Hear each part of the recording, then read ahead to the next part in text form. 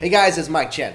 Ever stay up for a long time studying for an exam or working on a project and go to bed feeling like you could sleep for a week? Now imagine that you actually did sleep for a week. Well, that's basically what happened to Beth Goodyear when she was about to turn 17, except she fell asleep and didn't wake up for 6 months. Okay, technically she did wake up once a day, but she was always in a dream or trance-like state, and she was only up long enough to eat and use the restroom, but then fell back asleep again. No, Beth was not injured. She was not in a coma. She just couldn't wake up, and doctors have no idea why. But they do have a name for it. It's called Kleine-Levin syndrome, KLS, also known as Sleeping Beauty syndrome. Although the name sounds all magical and sweet, this illness is actually the evil stepmother of all nightmares. Like I mentioned, those who are affected basically sleep non-stop, and even when they are awake, they're not really awake. Each episode of this nap attack from hell could last for a few days to several months, and doctors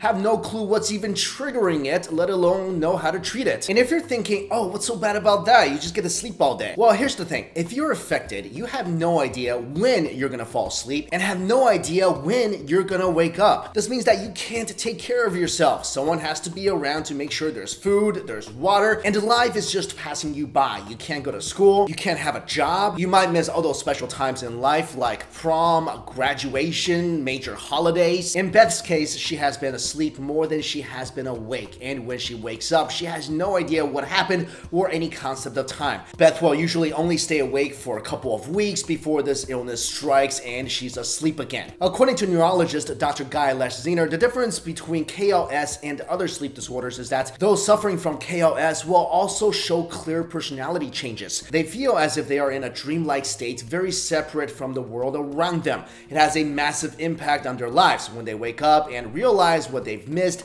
they may feel depressed and anxious. KLS is estimated to affect around 1 in a million people around the world. Among those affected, 70% are male, and it mainly affects teenagers and usually lasts around 13 years. Next up, speaking of medical mysteries, a man named Mohibia Bolobasic from Bosnia claims to be able to stick random objects to his body. And I've done a video before about a man whose body is somehow magnetic, and he can stick things on there like silverware and irons. But Mohibia is not only able to stick metallic objects on his body, he's also able to attract random things like TV remotes or ashtrays and whiskey bottles. Mohibia says that his unique ability is not because of training. He says he feels like his body gives off some sort of special energy which makes random things stick to him. You know, this reminds me of that episode of Family Guy when the whole family rolls around in toxic waste and all got superpowers, but then Meg's superpower was the ability to extend her fingernails. I feel like this power is equivalent to that. It's a power that Magneto's infant baby may have. I mean, what can you do with this? Hey, what can you do? Oh, I can fly and fry people with my laser eye beam. What about you? I can carry my keys on my bare chest. It's really helpful when you're swimming.